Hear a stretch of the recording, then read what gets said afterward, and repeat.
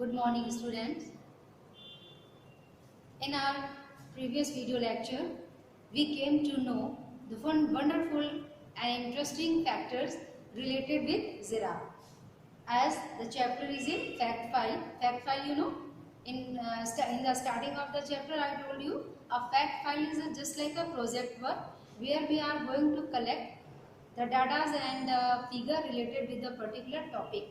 And here your topic, the giraffe. So the chapter explains the interesting facts, data and information related with giraffe. So today in this video lecture we are going to start the last part of the chapter.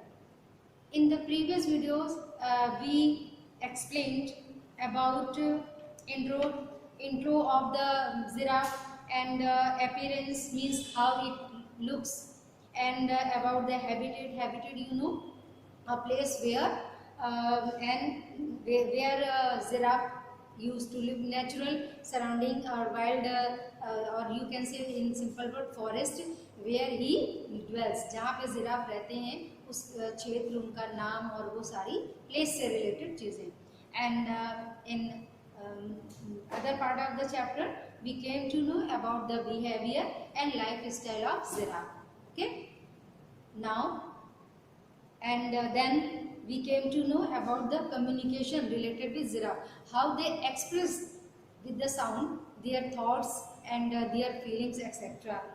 And we also came to know about the diet related with giraffe, as they are herbivorous animal, means they are the animal whose life is basically depend on the plants and trees. And we came to know that acacia, बबूल का पेड़, acacia की जो leaves हैं, turf हैं, they are the most favorite food of giraffe. And except besides acacia trees leaves, they also like to eat apricot, flowers, fruit and birds. Okay. In this concluding part of the chapter, we will come to know the dangers, how they enter in the life of giraffe, and what are the threats, dhamki, dar, fears, what are the fears which giraffes are going to face in their wildlife. जो giraffe अपने जंगली जीवन में face करते हैं, वो challenges, वो fears, वो थ्रेट्स, वो क्या है? Threats you know an expression of intent to injure or punish, किसी को चोट पहुंचाना, पनिश करना, उसके इरादे से जो हमारा भाव व्यक्त होता है, दैट वी कॉल थ्रेट्स, धमकी. ठीक है. So here we are going to describe today, we are going to describe the facts related with the fears as related with giraffe's life. They live in the wild, they live wildlife, and how they faces the challenges of wildlife. So student, let us start our topic. Lions are biggest threat in the wild for giraffe, है ना? As you know, giraffe lives in the wild, they live in the forest, वो जंगल में रहते हैं. And the biggest problem before giraffe, the biggest danger for giraffe is lion. Lion शेर से सबसे ज्यादा जिराफ को खतरा होता है. जिराफ सबसे ज्यादा लायन से डरते हैं. जिराफ मतलब ये जिराफ जो है वो सबसे ज्यादा उनको शिकार बनाते हैं, इसलिए सबसे पहली जो उनकी थ्रेट है वो है lion. Giraffes are also hunted by leopard and hyenas and wild dogs. And giraffes are also danger. किससे उनको खतरा होता है, डेंजर होता है? Leopard, hyena and dog, wild dogs. ठीक है. हेनिया यू नो, जिसको वी कॉल इन हिंदी लकड़बग्घा, hyena. Okay. Hyenas, wild dogs जो जंगली डॉग्स हैं उनसे, और लेपर्ड से, तेंदुए से, लेपर्ड से, इनसे बहुत ज़्यादा हमारे जिराफ की वाइल्ड लाइफ जो है वो डिस्टर्ब होती है, उनको खतरा होता है, वो डेंजर फेस करते हैं. In order to defend themselves, the giraffe kick their attacker with their legs, heavy feet. How they protect themselves?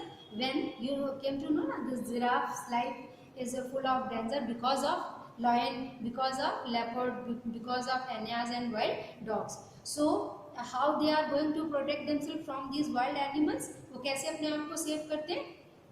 They save themselves by attacking on their enemy with their large heavy feet. You know, as you going to read about the appearance of giraffe. उनकी बहुत long legs होते हैं, बहुत heavy बहुत powerful होते हैं।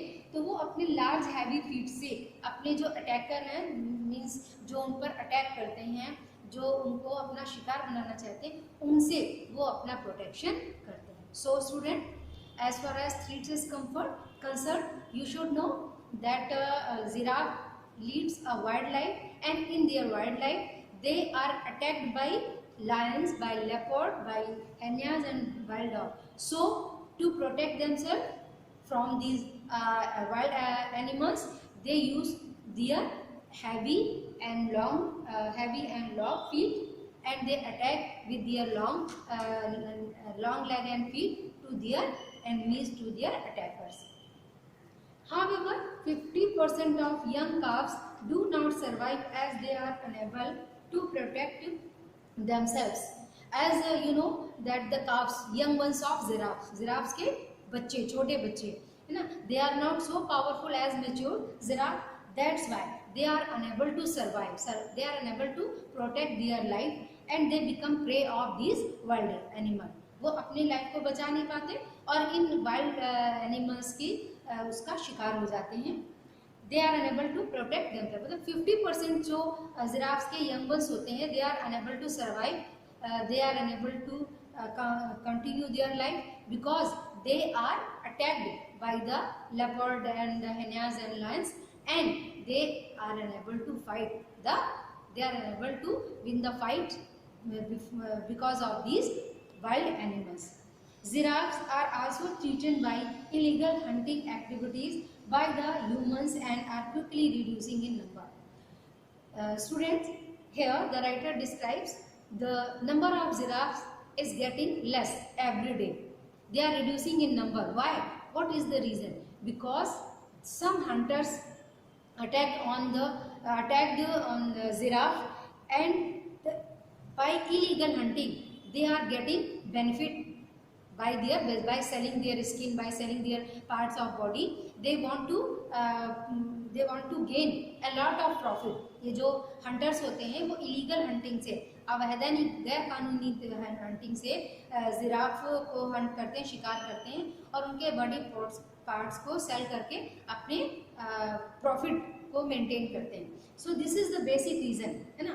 This is as 50% उनके cops तो अपनी वाइल्ड लाइफ को सर्वाइव नहीं कर पाते हैं और जो सर्वाइव करके मेच्योर हो जाते हैं उनको इलीगल हंटर्स जो हैं वो अपने प्रॉफिट के लिए हंटिंग करते हैं.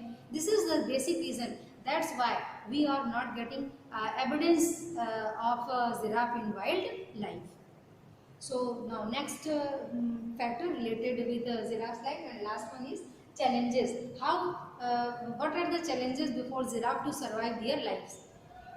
As human population grow and increase agricultural activities, expand settlements and construct roads, the giraffe is losing its beloved acacia trees, which are its main source of food. The first reason why we are getting less in number of giraffe was they are unable to survive because of illegal hunting. And second important factor, second important challenge before a giraffe is that how they are going to protect them, how they are going to save them for the thinking of human being, as the human population is growing day by day. And human population is increasing day by day, and for their residence, for the purpose of construction of road, for the purpose of construction and other multi-stories building, and for the land occupied for the agriculture. These are the factors. For that, the wild place means habitat, wild place for living for giraffe is reducing day by day. उनके पास रहने के लिए पर्याप्त wild sphere नहीं मिल रहा है जिससे वो अपने आप को स्फेयर कर सकें. And because of deforestation their beloved food source that is acacia tree, that is also removing from they are also the trees, acacia trees are also getting cut by the human beings. acacias के जो पेड़ हैं उनको human being के द्वारा cut किया जा रहा है because of occupies of land for residence, for business and for construction of road, for other many reasons। जो वाइल्ड स्फीयर हैं, वो क्षेत्र हैं, वो ह्यूमन बींग्स के द्वारा ऑक्युपाइड किए जा रहे हैं और वो डिफॉरेस्टेशन की वजह से जो अकेशिया ट्रीज हैं वो खत्म हो रहे हैं, दे आर डिसअपियरिंग। ये इनका सबसे फेवरेट फूड है। तो इसकी वजह से भी जो number of giraffes are getting less. Number of giraffe in the wild is therefore shrinking as their habitat shrink. As their habitat means living place, residence place, living place, wild place to live for the giraffe is not available in proper way, in proper area is not getting by giraffe. This is the basic reason. Main reason, illegal hunting and the place occupied by human beings.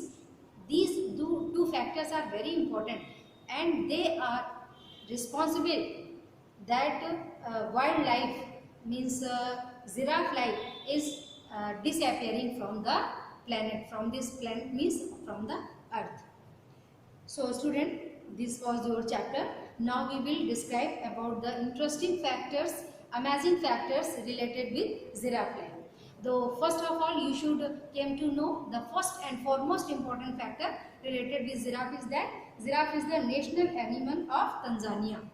giraffe से related सबसे जो important factor है, जो सबसे अच्छी चीज़ जो आपको अपने mind में रखनी है, that is the giraffe is national animal of Tanzania। ठीक है।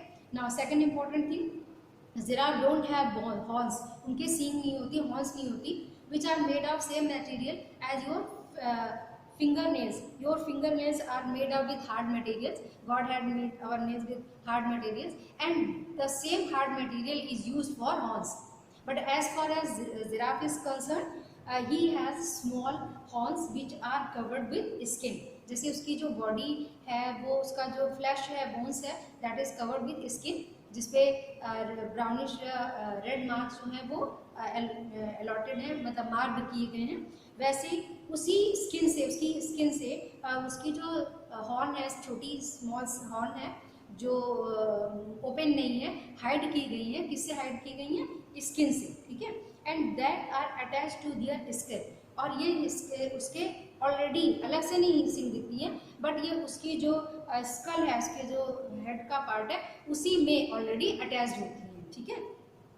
And now third important factor related with giraffe is giraffes are the tallest animal in the world, and a very important factor, very interesting factor related with giraffe is that giraffe are the tallest animal in the world। दुनिया में सबसे लंबा जानवर, tallest animal कौन है? giraffe है। An adult giraffe is as tall as 3 men standing on each other's shoulder। If you are going to imagine the length of giraffe, now you can imagine the length if one man stands on the shoulder of second one and another third one is standing on the second one shoulder, so वो जो complete length बनेगी, जो एक man है उसके ऊपर एक second है, उसके ऊपर थर्ड है, जो 3 मैंस का जो ये लैडर बनेगा, सीढ़ी बनेगा, वो उतनी हाइट के बराबर जो है वो उसकी हाइट होती है, उसकी लेंथ लंबाई होती है। Sorry.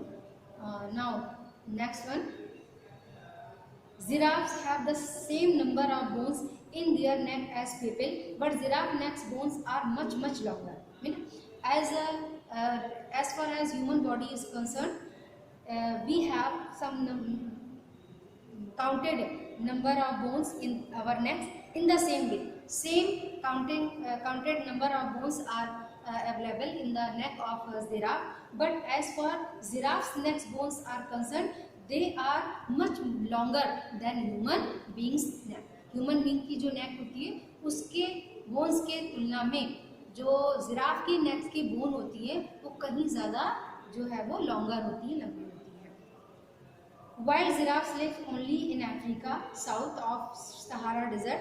They eat leaves of trees and bushes। You know कि जो वाइल्ड जिराफ हैं वो बेसिकली अफ्रीका के साउथ पार्ट में यानी सहारा डेजर्ट में पाए जाते हैं, और उनका जो चीफ फूड है वो है leaves of trees and bushes. Now next important interesting factor related with giraffe is a baby giraffe can walk within 10 minutes of being born and can run soon after that. जो new born giraffe होता है, baby giraffe होता है, वो after 10 minutes of his birth he can run very fast. मतलब after 10 minutes, अपने जन्म के 10 मिनट बाद ही वो दौड़ सकता है, तुरंत दौड़ सकता है. एंड कैन रन सून, और उसके थोड़ी और टाइम स्पेंड करके, मीन आफ्टर नियर अबाउट 15 और हाफ एन आवर वो दौड़ भी सकता है ना. बर्थ के 10 मिनट्स बाद वो चल सकता है और उसके थोड़ी देर बाद ही वो दौड़ सकता है. A new born giraffe is more than 6 feet tall and will double its height within a year. What is the length of a newborn giraffe? Near about 6 feet. 6 feet की लंबाई होती है न्यू बॉर्न बेबी जिराफ की. और with in 1 year, 1 साल के अंदर, with in 1 year his height will get double, means 12 feet. Within 1 year it gains height, it gains its height just double, means 12 feet. Now next important figure related with giraffe is giraffe can run more than 30 miles per hour. What is the speed of running of giraffe? 1 hour मतलब 1 घंटे में 30 miles per hour, 1 घंटे में 30 मील की दूरी वो तय कर सकता है. अब baby giraffe is even faster than an adult giraffe और शॉर्ट डिस्टेंस. जो बेबी जिराफ है वो और तेज़ी से दौड़ता है मेच्योर्ड जिराफ के कंपैरिजन में, और बहुत तेज़ी से, बहुत ही कम टाइम ड्यूरेशन में वो डिस्टेंस को कवर कर लेता है. There is no other animal like a giraffe anywhere else on the planet. इस अर्थ प्लेनेट पे, अर्थ की पृथ्वी ग्रह पे, अर्थ प्लेनेट पे there is no other animal like giraffe. The only other animal related to giraffe is the okapi, which is found near the Congo river in Central Africa. उसके comparison में अगर कोई animal stand करता है तो वो है okapi, जो कॉन्गो रिवर, जो कि सेंट्रल अफ्रीका में फ्लो करती है, बहती है, वहाँ पर ही वो पर्टिकुलर स्पाइसीज ऑफ जिराफ पाया जाता है, ऑक्यूपाई को पाया जाता है. So student, these are very important factor, very interesting factor which are scored in your chapter as a fact file. Project के रूप में बनाई गई फाइल है जिससे जिराफ से रिलेटेड बहुत ही इंटरेस्टिंग फैक्ट और डाटास को जो है वो कलेक्ट किया गया है. So student, enjoy the chapter and your notes related with the chapter will be provided in your booklet. And the exercise after the chapter that is given on page number 35, fill in the blanks you have completed, and on page 33 there is the exercise question number 1, complete the table of facts about the giraffe. Giraffe से related जो facts हैं उनको complete करना है. जैसे example दिया है कि नेक कैसी है, वेरी लॉन्ग. अब इसी तरह से आपको लेग्स के बारे में, टेल, कलर और वेट के बारे में आगे फिल करना है. So student, I think that is enough for today. If you have any problem you can put your question in queries which is going through the videos.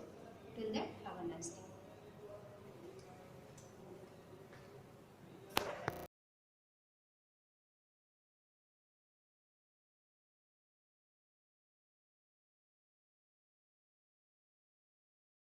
Good morning student, welcome to Shivaji Group of Institution online classes.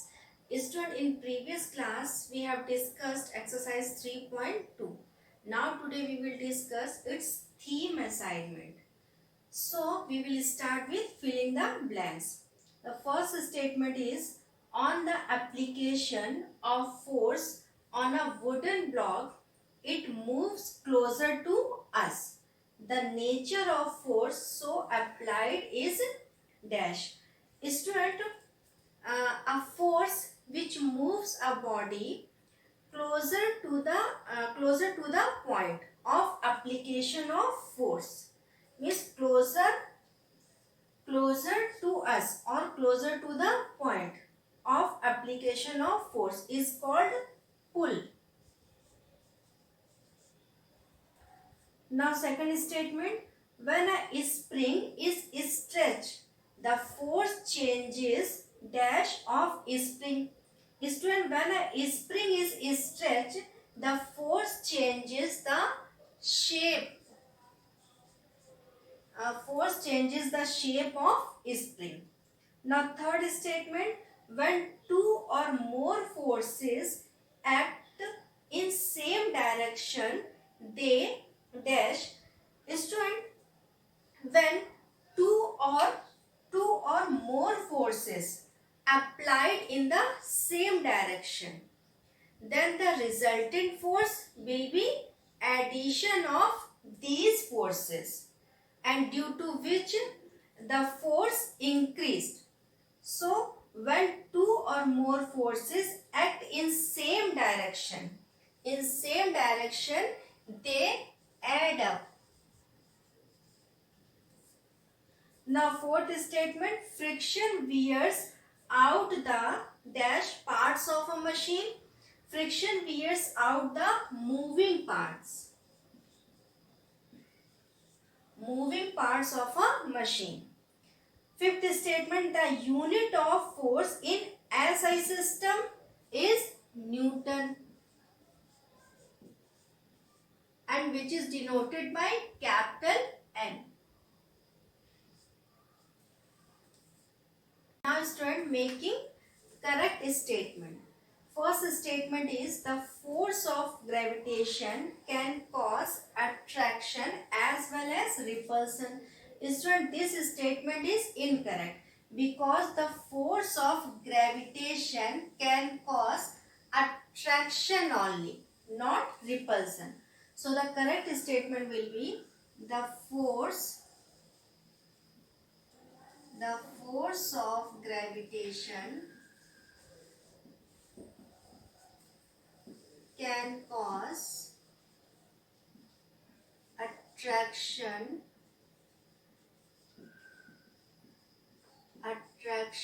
only.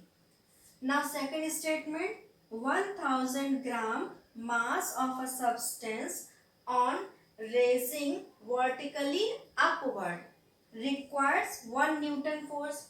Student, this statement is incorrect because 100 gram mass of a substance on raising vertically upward require 1 Newton.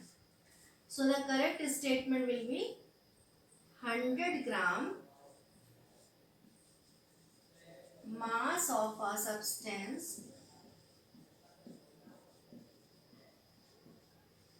on raising vertically upward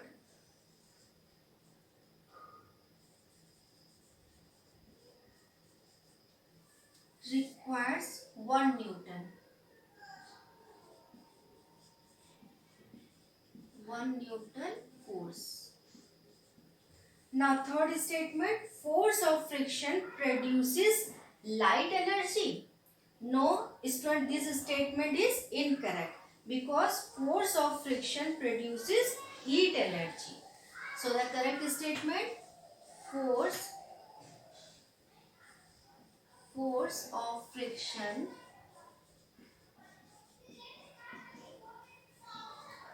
produces heat energy. Now student, tick the correct option. First statement is the force of friction is consequential force, acts in the direction of applied force and acts opposite to the direction of applied force, and both A and C. Student, the correct option is D, which is A and C. A is the force of friction is consequential force and acts opposite to the direction of applied force. Now second statement is magnetic force is a contact force, force at a distance, consequential force, none of these. Student, the correct option is B, which is force at a distance. And magnetic force is a force at a distance. Now third statement, the spikes on the soles of running shoes increase friction, increase grip and decrease friction, and both A and B. Student, the correct option is D, which is A and B. A is increase friction and increase grip. Student, the spikes on the soles of running shoes increase friction and increase grip. Now student, fourth statement, which is not an example of contact force. First is a freely falling stone and a horse pulling a cart, cutting off vegetables and pulling a spring. Student, the correct option is A, which is a freely falling stone. Student, rest all these are examples of contact force. Now second statement, fifth statement is which one is an example of contact force? A magnet pulling bites of iron and a stone projected vertically upward, and a rickshaw puller pulling a rickshaw, and a charged body attracting pieces of paper. Student, the correct option is C, which is a rickshaw puller pulling a rickshaw. Student, rest all these are examples of force at a distance. Now sixth statement is which one is an example of force at a distance? The moon going around the earth and a knife blade rubbed against a stone, applying brakes to a speeding car and kicking a football. Student, the correct option is A, which is the moon going around the earth. Now student, seventh statement, a force which is called to play when a given force acts on a body is called consequential force, secondary force, resultant force, and none of these. Student, the correct option is A, which is consequential force. Now eighth statement, force exerted by the bullock while plowing a field is called mechanical force, animal force, biological force, and none of these. Student, the correct option is C, which is biological force or muscular force. Now student, ninth statement is while driving a nail into a piece of wood with the help of a hammer, we use gravitational force, mechanical force, biological force, and none of these. Student, the correct option is C, which is biological force. Now 10th statement is when a sailboat moves with the force of wind, the kind of force acting on the sailboat is gravitational force, frictional force, mechanical force, and electrical force. Student, the correct option is C, which is mechanical force.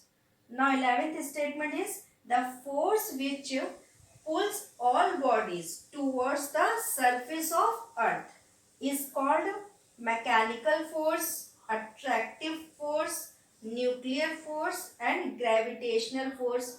Student, the correct option is D, which is gravitational force. Now student, 12th statement is the force which drives an electric fan. Electric force and mechanical force, magnetic force, and none of these. Student, the correct option is A, which is electric force. Now 13th statement is magnetic force is only attractive in nature, repulsive in nature, and both attractive and repulsive in nature, and none of these. Student, the correct option is C, which is both attractive and repulsive in nature. So student, today's class is over. Thank you.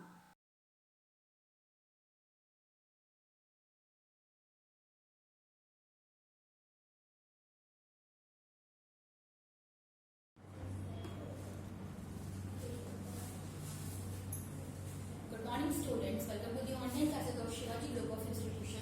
Today we will continue the chapter Element, Compound and Mixture. In this chapter there are 3 units, out of which this is second unit.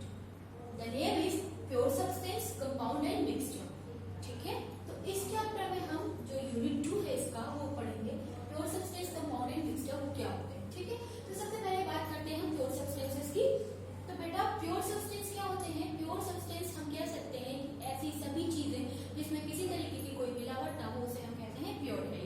ठीक है, तो pure substance क्या है? Basically जो सिर्फ एक ही type के particle से मिलकर के बना वो है प्योर सब्सटेंस. क्योंकि एक ही टाइप के पार्टिकल होंगे, सेम टाइप के पार्टिकल से मिलकर के जो चीज बनी है उसको हम कहते हैं प्योर सब्सटेंस. अच्छा, तो ये बात हो गई प्योर सब्सटेंस की. अब जो प्योर सब्सटेंस होता है ना बच्चे, वो 2 पार्ट में डिवाइड किया गया है. कौन कौन से 2 पार्ट है वो? पहला हो गया आपका एलिमेंट और दूसरा हो गया कंपाउंड. एलिमेंट क्या है? जैसे आपने पढ़ रखा है हाइड्रोजन. हाइड्रोजन क्या है बेटा? एक एलिमेंट है. ठीक है, हीलियम पढ़ा हुआ है. हीलियम क्या है? एक एलिमेंट है. लिथियम, ये सब हम पहले ही बता चुके हैं. ये सब क्या है बेटा? एलिमेंट है. यानी हाइड्रोजन की अगर हम बात करें तो हाइड्रोजन में क्या होगा? सिर्फ हाइड्रोजन हाइड्रोजन के ही एटम होंगे. हीलियम में क्या होगा? हीलियम में सिर्फ हीलियम वाले ही एटम होंगे. और लिथियम में क्या होगा? लिथियम में लिथियम वाले एटम होंगे. सो बेसिकली कह सकते हैं कि प्योर सब्सटेंसेस क्या होते हैं? जिनमें सिर्फ और सिर्फ एक ही टाइप के पार्टिकल प्रेजेंट हो. ठीक, तो ये हो गया. इसमें 2 बाइफर्केशन है. पहला हो गया आपका एलिमेंट. तो एलिमेंट मैंने आपको बता दिया. एलिमेंट ऐसी चीजें होती हैं जिनमें सिर्फ एक ही टाइप का एटम प्रेजेंट हो. जैसे हाइड्रोजन है तो हाइड्रोजन में हाइड्रोजन वाले ही एटम होंगे. हीलियम है तो हीलियम में हीलियम वाले ही एटम होंगे. उसी तरीके से लिथियम है, उसी तरीके से beryllium, boron and so on.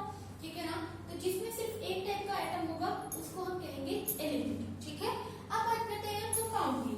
Now what is it? Compound देखो बेटा क्या होता है, जब 2 या 2 से ज्यादा एलिमेंट कंबाइन होते हैं इन अ फिक्स्ड रेशियो. ठीक है, जब 2 या 2 से ज्यादा एलिमेंट कंबाइन होते हैं in a fixed ratio, then the compound is formed. जैसे मान लो पानी क्या है? पानी का फॉर्मूला होता है बेटा H2O. ठीक है, क्या होता है फॉर्मूला वाटर का? H2O. ठीक है, तो ये वाटर का फॉर्मूला है जिसका H2O. इसमें कौन कौन से 2 चीजें हैं? देखो, हाइड्रोजन है और ऑक्सीजन है. ठीक है ना, हाइड्रोजन है और ऑक्सीजन है. तो ये रेशियो इसका होता है 1:8. जब ये हाइड्रोजन और ऑक्सीजन एक रेशियो 8 में कंबाइन होते हैं तो ये बनाते हैं वाटर. ठीक है ना, तो इसका यानी कि कंपाउंड क्या है कि कंपाउंड जब 2 या 2 से ज्यादा एलिमेंट, ठीक है, मिल करके एक फिक्स रेशियो में कंबाइन हो जाते हैं तो वो बनाते हैं कंपाउंड. और कंपाउंड क्या है? कंपाउंड एक प्योर सब्सटेंस होता है.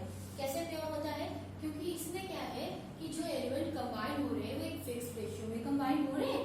ठीक है, और क्या है इनका रेशियो हमेशा फिक्स्ड रहता है और एक केमिकल फॉर्मूला भी होता है. ठीक है, तो ये बात हो गई एलिमेंट की और कंपाउंड की, जो कि दोनों प्योर सब्सटेंस के अंतर्गत आते हैं.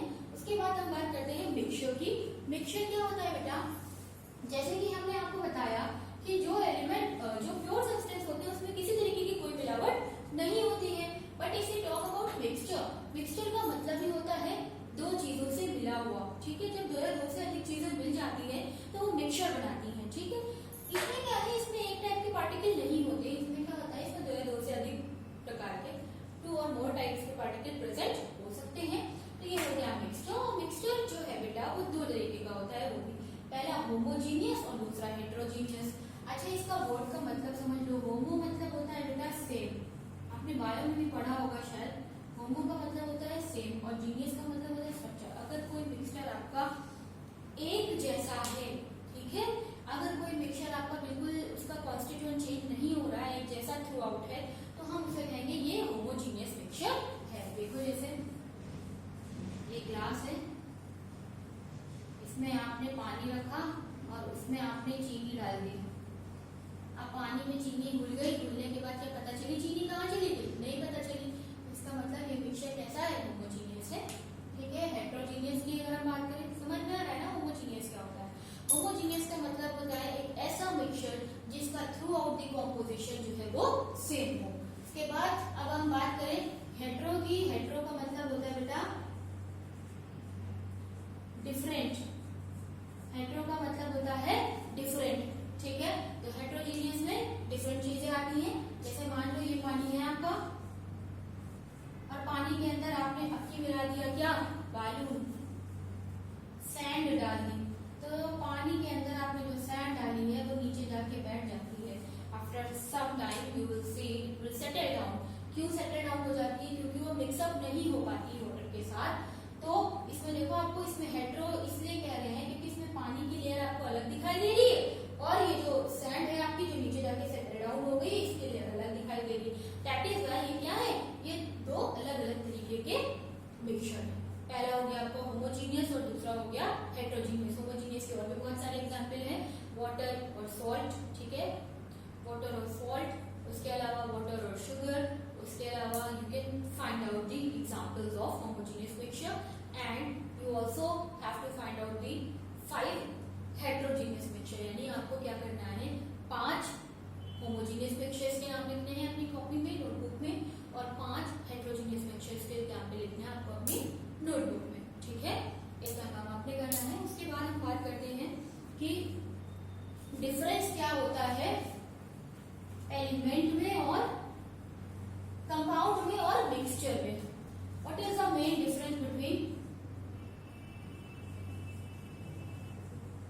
Difference between compound and mixture, ठीक है। तो कंपाउंड और मिक्सचर में डिफरेंस क्या है, देखो अगर मान लो ये मिक्सचर है और इधर की साइड में कंपाउंड है, तो पहली बात तो ये देखो कि जो मिक्सचर होता है बेटा, ठीक है, जो मिक्सचर होता है उसमें क्या है, 2 या 2 से ज्यादा चीजें कंबाइन होती हैं तभी वो मिक्सचर बनता है, ठीक है। उसमें 2 या 2 से 2 और मोर पार्टिकल्स कंबाइन होते हैं तब वो मिक्सचर बनता है। इसमें क्या है, कंपाउंड में जब 2 या 2 से ज्यादा एलिमेंट रिएक्ट करके एक फिक्स्ड रेशियो में कोई चीज बनाती है तो वो कंपाउंड कहलाता है। इसमें क्या है, इसमें कोई रेशियो फिक्स नहीं होता है, इसमें रेशियो फिक्स होता है। इसमें 2 या 2 से अधिक टाइप के पार्टिकल होते हैं, इसमें एलिमेंट्स होते हैं, ठीक है। उसके बाद देखो कॉम्पोजिशन में क्या है कि जो मिक्सचर होता है उनका कॉम्पोजिशन जो है वो चेंज, मतलब आप उसके कॉम्पोजिशन को अपने हिसाब से चेंज कर सकते हैं, ठीक है।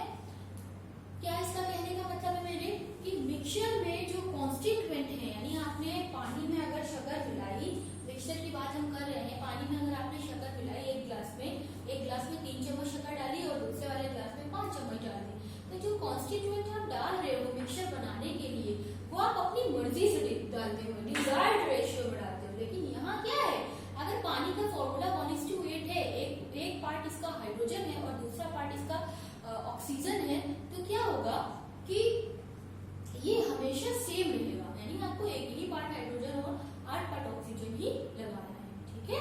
सो ये हो गया मिक्सचर और कंपाउंड में मेन डिफरेंस की रेशियो, इसमें डिजायर्ड रेशियो होता है और इसमें फिक्स्ड रेशियो होता है, ठीक है। स्ट्रक्चर की बात करें अगर, तो मिक्सचर का स्ट्रक्चर 2 तरीके का होता है, या तो वो होमोजीनियस टाइप का दिख रहा होगा या फिर वो हेट्रोजीनियस टाइप का दिख रहा होगा, ठीक है। और जो कंपाउंड होते हैं वो हमेशा होमोजीनियस ही दिखाई पड़ते हैं, ठीक है। और एनर्जी चेंज जब भी मिक्सचर बनता है तो कोई भी एनर्जी चेंज नहीं होती है, नो एनर्जी चेंज। यहाँ क्या है, नो एनर्जी चेंज। लेकिन अगर कंपाउंड की बात करें तो एनर्जी चेंज होता है, ठीक है। तो यहाँ पे एनर्जी चेंज होता है और वहां पे नहीं होता है मिक्सचर में, ठीक है। उसके बाद जो प्रॉपर्टीज है मिक्सचर के जो भी कॉन्स्टिट्यूएंट होते हैं बेटा, ठीक है, वो अपनी प्रॉपर्टी को रिटेन रखते हैं, ठीक है, अपनी प्रॉपर्टी को बनाए रखते हैं। लेकिन कंपाउंड अगर एक बार बन जाता है, जैसे कंपाउंड अगर वाटर की बात हम कर रहे हैं तो वाटर में 2 एलिमेंट हैं आपके हाइड्रोजन और ऑक्सीजन, ये अगर एक बार मिलकर के H2O बना लिए तो ना हाइड्रोजन उसमें बचा और ना ही ऑक्सीजन बचा, यानी ये दोनों ही अपनी आइडेंटिटी को खो चुके। तो यही चीज है कि मिक्सचर के जो कॉन्स्टिट्यूएंट एलिमेंट होते हैं वो अपनी आइडेंटिटी को बरकरार रखते हैं, लेकिन कंपाउंड में उसकी आइडेंटिटी लूज हो जाती है। दूसरी बात, मिक्सचर के जो कॉन्स्टिट्यूएंट हैं आप उसको सेपरेट कर सकते हैं बाय फिजिकल में, लेकिन कंपाउंड के जो कॉन्स्टिट्यूएंट हैं आप उसको सेपरेट नहीं कर सकते बाय मिक्सचर में क्या डिफरेंस है वो समझ में आ गया होगा आपको, ठीक है। तो मैंने इसमें बताया कि मिक्सचर क्या होता है। Mixture can be of two type, homo और hetero, but compound always have homogeneous composition. Okay, mixture का जो रेशियो है कॉन्स्टिट्यूएंट का, वो डिजायर्ड रेशियो होता है, आपकी अपनी मर्जी का होता है। लेकिन कंपाउंड क्या है, एक फिक्स्ड रेशियो में कंबाइन होकर के बनता है। मिक्सचर जब बन रहा होता है तो कोई एनर्जी चेंज नहीं हो रहा होता है, लेकिन कंपाउंड में क्या है, एनर्जी चेंज हो रहा होता है। सो इस तरीके की चीजें क्या है, डिफरेंस है बिटवीन कंपाउंड एंड मिक्सचर। अब अगर हम बात करें कि एयर मिक्सचर क्यों है या वाटर कंपाउंड क्यों है इसकी, तो थोड़ा सा इसके बारे में भी समझ लो कि एयर जो है वो मिक्सचर क्यों कहला रहा है और वाटर जो है वो कंपाउंड क्यों कहला रहा है। तो पहली बात तो एयर क्या है, मिक्सचर क्यों है बता रही हूँ। एयर में क्या है, सेवरल गैसेस कंबाइन होती है, सबका रेशियो अलग अलग होता है, डिजायर्ड, है ना। तो एयर में देखो नाइट्रोजन भी है, ऑक्सीजन भी है ना, अदर गैसेस भी है। नाइट्रोजन होती है आपकी 78% और यू कैन से 79% और ऑक्सीजन होती है 21%, क्योंकि इसमें रेशियो जो है चेंज है आपका। रेशियो क्या है 78, 21 और इस तरीके से अदर गैसेस भी 0.01 तरीके की होती है। तो एयर क्या है, मिक्सचर है जिसमें बहुत सारी गैसेस आपकी प्रेजेंट हैं। उसके अलावा इसके जो कॉन्स्टिट्यूएंट हैं, यानी एयर में आपका ऑक्सीजन, नाइट्रोजन, जो भी चीजें पाई जा रही हैं, ऑक्सीजन या नाइट्रोजन, इसको क्या कर सकते हैं, हम अलग कर सकते हैं by kept in very low temperature और प्रेशर, ठीक है ना। फिजिकल मीन से हम इसको अलग कर सकते हैं इसकी गैसेस को, ठीक है। और जो एयर का कॉम्पोजिशन है वो चेंज होता रहता है फ्रॉम प्लेस टू प्लेस। जैसे यहाँ की बात करें तो 78% है और 21% है नाइट्रोजन और ऑक्सीजन के रेशियो, लेकिन ये कहीं और हो तो ये चेंज हो जाएगा रेशियो, ठीक है। तो ये बात हो गई एयर की। एयर मिक्सचर इसी वजह से है, ठीक है, इसका क्योंकि रेशियो चेंज हो जाता है, कॉम्पोजिशन चेंज हो जाता है। दूसरी बात अगर हम वाटर की कर रहे हैं, वाटर कंपाउंड क्यों है वो देखो। वाटर क्यों कंपाउंड है बेटा, सबसे पहली बात कि वाटर में जो हाइड्रोजन और ऑक्सीजन है, ठीक है, उनका रेशियो क्या है 1:8, ठीक है। इनका रेशियो 1:8 है। अब चाहे ये पानी आप हैंडपंप का लेके आइए, चाहे ये पानी आप सबमर्सिबल का लेके आइए, चाहे ये पानी अमेरिका का हो पानी, चाहे चीन का हो, चाहे जापान का हो, कहीं का भी पानी हो, क्योंकि ये कंपाउंड है तो इसका रेशियो क्या होगा 1:8 ही होगा, ठीक है ना। समझ में आ गई बात। उसके अलावा जो वाटर में जो चीजें हैं, जैसे मान लो हाइड्रोजन और ऑक्सीजन है, तो इसकी जो प्रॉपर्टी होती है ना वो टोटली क्या होती है, लॉस्ट हो जाती है। यानी हाइड्रोजन और ऑक्सीजन अब अपना इंडिविजुअल एग्जिस्टेंस नहीं रख रहे होते हैं, क्योंकि ये कंपाउंड बना चुके हैं। दूसरी बात, जब भी वाटर का फॉर्मेशन हो रहा होता है हाइड्रोजन और ऑक्सीजन से, बहुत ज्यादा अमाउंट में हीट एनर्जी या एनर्जी निकल रही होती है, क्योंकि मैंने आपको बताया था कि जब कंपाउंड बनता है तो एनर्जी चेंज होता है, लेकिन मिक्सचर के बनने में एनर्जी में चेंज नहीं होता। तो ये सारी चीजें हैं जो कि आपका कंपाउंड और मिक्सचर में डिफरेंस, या एयर क्यों मिक्सचर है या वाटर क्यों कंपाउंड है, ये चीजें आपकी क्लियर हो गई होगी आई होप। तो आज की इस क्लास में बच्चों इतना ही, मिलते हैं अपनी अगली क्लास में, तब तक के लिए goodbye, take good care of it.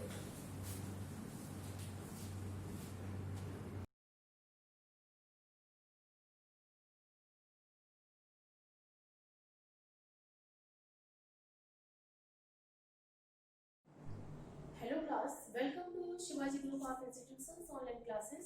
Class, I have discussed chapter 4 river valley civilization. River valley civilization in chapter 4 Indus Valley. Indus Valley civilization is related between Harappan and Mohenjo-daro. So thus we say in 1921 Indian archaeologist Dayaram Saini discovered the ruins of city of Harappan, and in 1922 Dr. Rakhaldas Banerjee discovered the ruins of Mohenjo-daro. Okay, thus we say कि the Indus Valley civilization is divided into two parts, यानी Mohenjodaro and Harappan.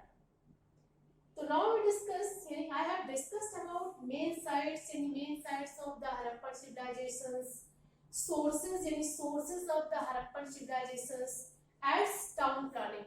What were the town plannings of the Harappan civilization? माने Harappan civilizations की town planning क्या थी?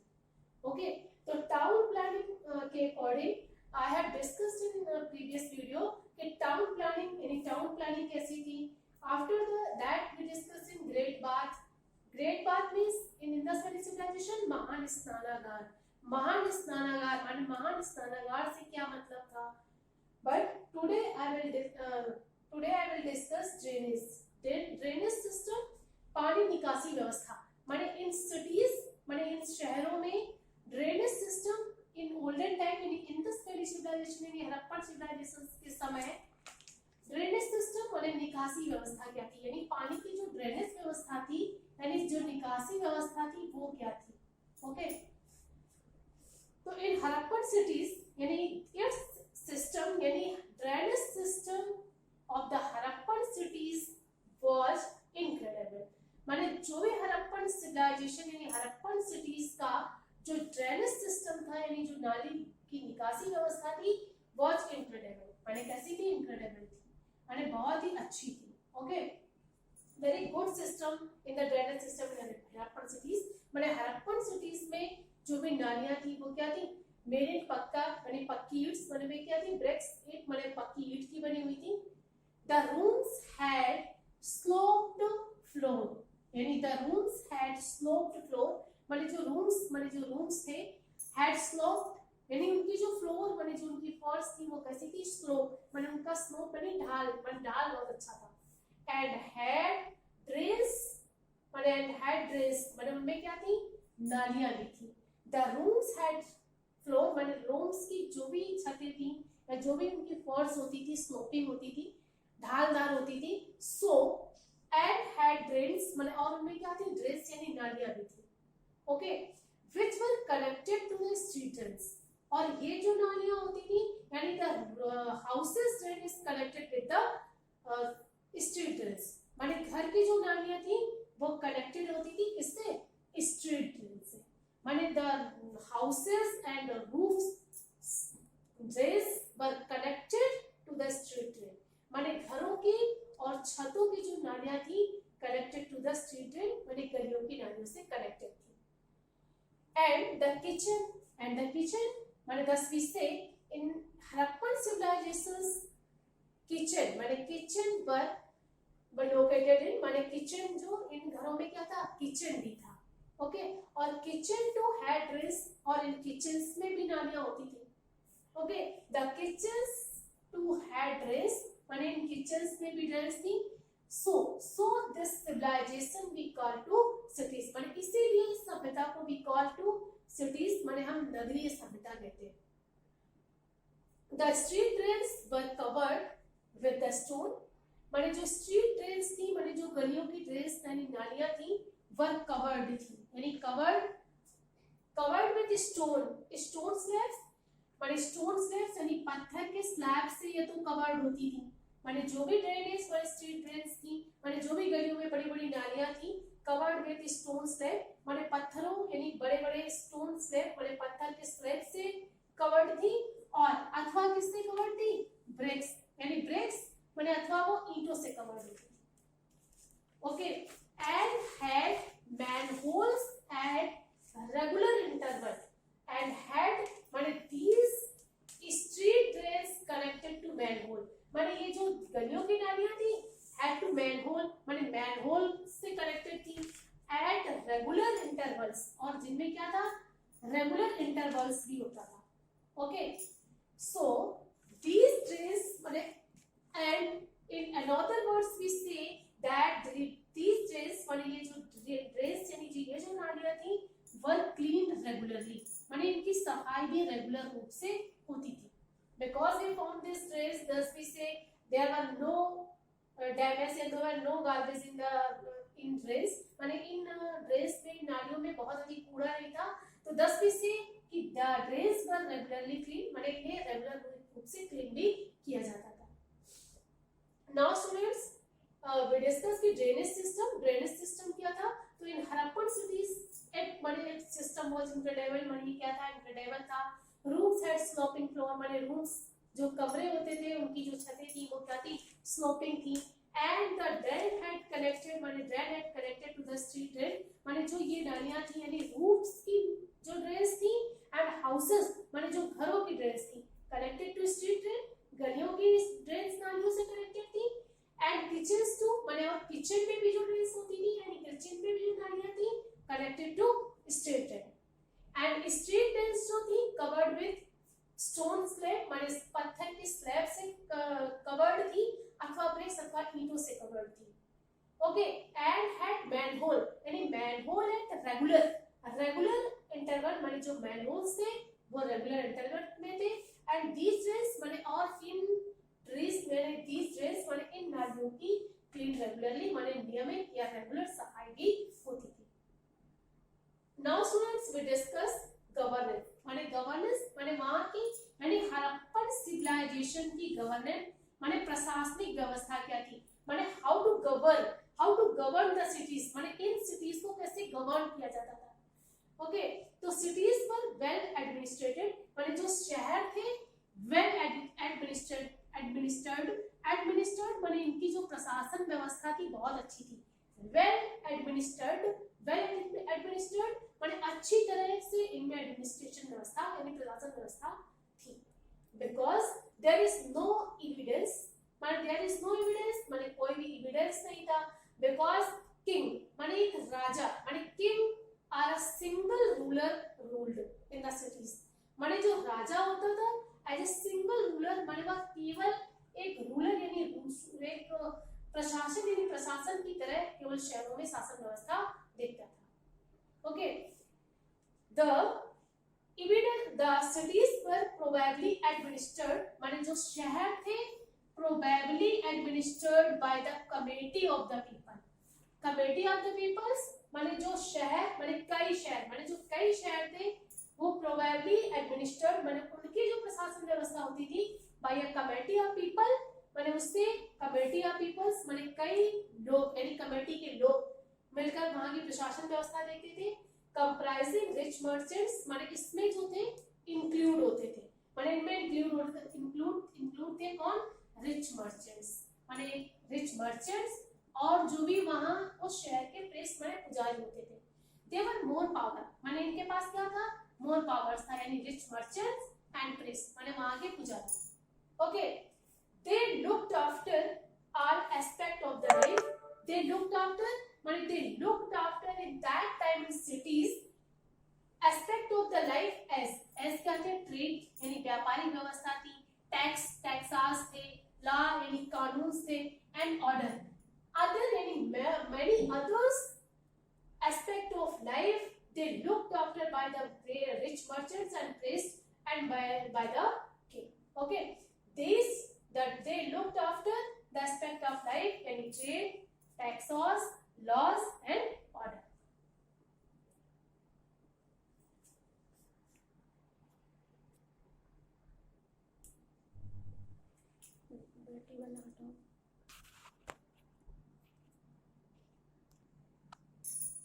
Now students we discuss social division कि in Harappan civilization social division यानी हमारा जो social यानी जो हमारी सोसाइटी थी divided into 3 parts in that time. Okay. माने सोशल डिवीजन माने उस समय सोशल डिवीजन क्या था हड़प्पन सिविलाइजेशन में, तो it probably divided into 3 classes माने द सोशल यानी सोसाइटी डिवाइडेड इनटू 3 क्लासेस माने हमारा समाज डिवाइडेड इनटू 3 क्लासेस माने 3 क्लासेस में डिवाइडेड था. ओके.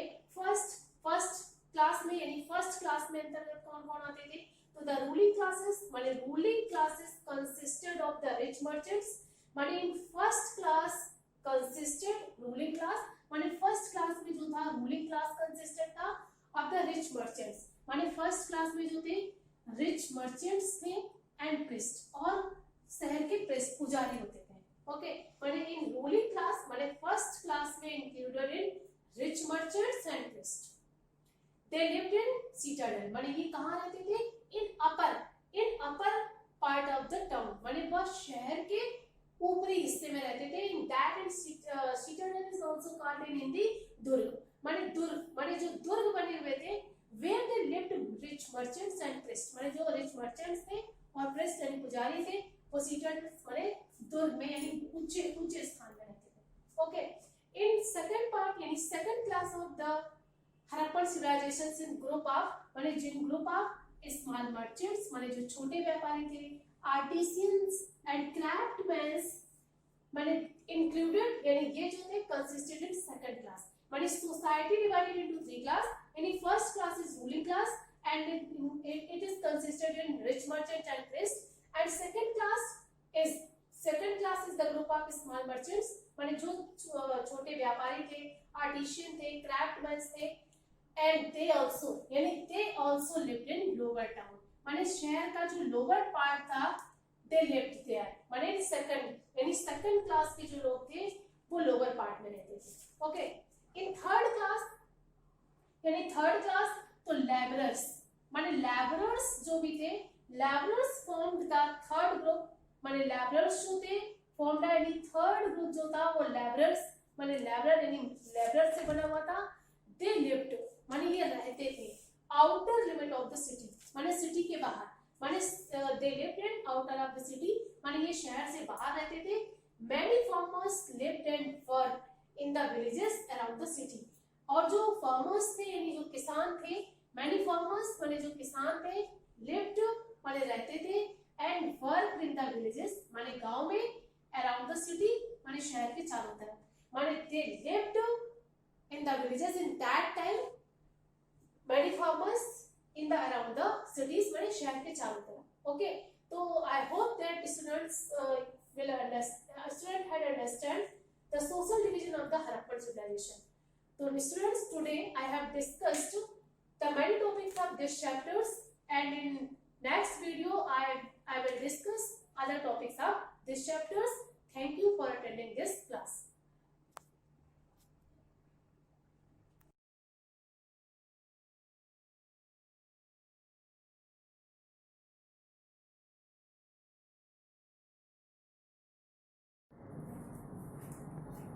सुस्वागतम. मैं रेणुलता पांडे, संस्कृत शिक्षिका, शिवाजी ग्रुप ऑफ इंस्टीट्यूशंस. बच्चों, ये चैप्टर 5 कर्ता कारकम कर्म कारकम की 6 नंबर तक की एक्सरसाइज मैं पिछले वीडियो में आपको करा चुकी हूँ. अब बच्चों 7 नंबर की एक्सरसाइज देखें. ये है पेज नंबर 36. किस पेज पर है? पेज नंबर 36 पर आप देखिए. ठीक है. चित्र को देख करके उचित कर्ता से वाक्य पूरा कीजिए. यानी कि आपको चित्र देखने अपनी बुक पे और उचित कर्ता लिखना है क्रिया के अकॉर्डिंग. तो पहला होगा तापसः प्रणवम ध्यायति.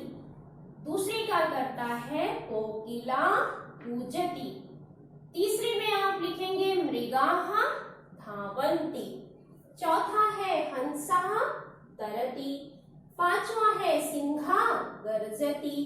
छठा है भल्लूकः नृत्यति. तो जहां भी मैंने बच्चों ये अंडरलाइन की है, ये सब क्या है? कर्ता है. तापसः, कोकिला, मृगाः, हंसाः, सिंहाः, भल्लूकः, ये क्या है? कर्ता है. अब आइए एक्सरसाइज नंबर 8 पर वचन सहित संस्कृत का पद लिखिए. ठीक है. वचन चित्र को देखकर जो वचन आपको समझ में आ रहा है वो वचन आपको लिखने हैं. तो पहले में द्विवचन है, अश्व होगा. मत्स्य यानी मछलियां बहुत सारी हैं तो मत्स्य शब्द आएगा. 2 बिजली के बल्ब आपको दिख रहे हैं तो विद्युत दीपो यानी द्विवचन आएगा. उष्टा एक है, एक वचन आएगा. आम्राणी आम बहुत सारे हैं तो आम्राणी शब्द आएगा. पेड़ भी बहुत सारे हैं यानी 3 से ज्यादा है तो बहुवचन है, तो आप बहुवचन यहाँ पर लाएंगे. तो अश्व, मत्स्य, विद्युत दीपो, उष्ट्राः, आम्राणी, वृक्षा. ठीक है. ये वचन के अकॉर्डिंग शब्द यहाँ पर लिखे गए हैं जो आपको लिखने. समझ में आ रहा है? जहां भी FID दी है वहां पर आपको ये शब्द लिखने. अब आइए एक्सरसाइज नंबर नंबर 9 पर उचित कर्म से वाक्य पूरा कीजिए। पहले आपको कर्ता लिखने से अब कर्म लिखना है, जहां भी FIT है। तो बच्चों यहाँ देखिए, बालः जनकम नमति, जनकम कर्म है। आरक्षकः चौरम नमति, इसमें चौरम कर्म कारक है। बालः फलम खादति, फलम कर्म कारक है। भल्लूकः मत्स्यम खादति, मत्स्यम कर्म कारक है। नकुलः सर्पम पश्यति, सर्पम कर्म कारक है। तापसः प्रणवम स्मरति, प्रणवम कर्म कारक है। ठीक है, तो ये उचित कर्म से वाक्य पूरा हुआ है। जनकम, चौरम, फलम, मत्स्यम, सर्पम, प्रणवम। ठीक है, ये कर्म कारक आपको लिखने हैं। इसी तरह आगे देखिए, कुंभकारा घटम रचयति, घटम कर्म कारक है। भक्ता ईश्वरम प्रणमति, ईश्वरम कर्म कारक है। आयुषा पुस्तकम पठति, पुस्तकम कर्म कारक है। ठीक है बच्चों, तो इस तरह से ये एक्सरसाइज नंबर 9 भी कंप्लीट हो गई है।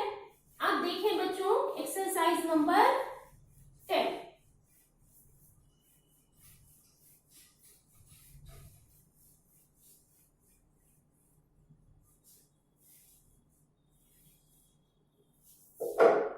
वर्णों को जोड़कर शब्दों को कोष्ठक में लिखिए। वर्णों को जोड़कर शब्दों को कोष्ठक में लिखिए।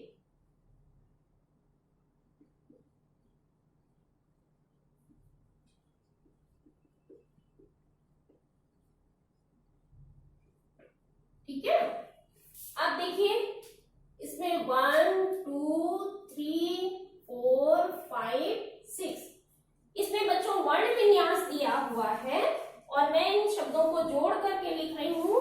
तो पहला होगा प्रणवः, दूसरा होगा पर्यंकः और तीसरा है छात्रो, आरक्षकः, चौथा है, जहां रिक्त स्थान दिया वहां इन शब्दों को लिखना है। आरक्षकः, चित्रकः और मत्स्य। ठीक है, ये एक्सरसाइज नंबर 10 आपकी कंप्लीट हो गई है। और 11 में देखिए वर्तनी विन्यास कीजिए।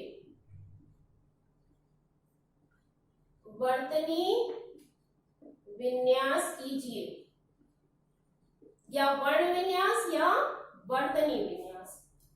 तो इसमें भी 1 2 3 4 5 सौचिका शब्द है। विद्युत दीपा है।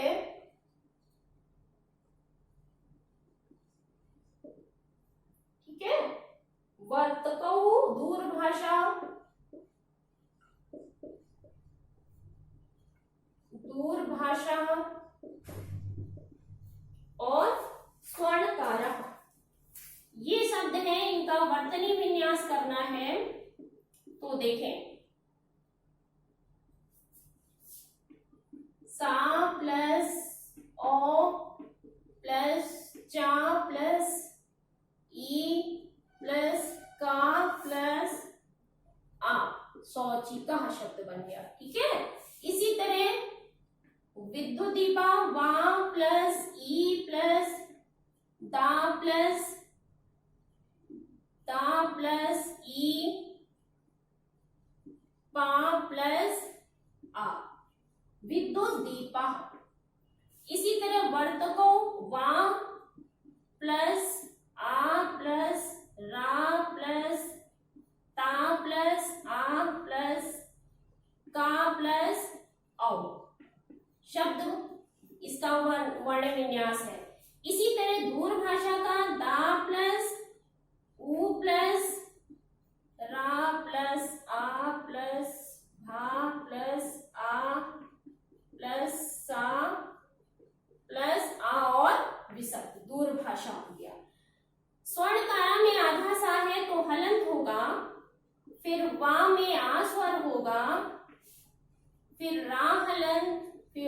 में आ स्वर निकलेगा, फिर का हलंत, दीर्घ आ प्लस रा प्लस आ और विसर्ग। तो इस तरह से बच्चों इन शब्दों का ये वर्तनी विन्यास हुआ है। और इसके साथ ही आज ये एक्सरसाइज आपकी समाप्त हो गई है। इसके साथ ही पूरा चैप्टर भी आपका फिनिश हो गया है। सभी बच्चे बुक में पेंसिल से एक्सरसाइज फिल करेंगे, बहुत सफाई से अपना कार्य करेंगे और समय से अपना कार्य करेंगे। धन्यवाद। आपका दिन मंगलमय।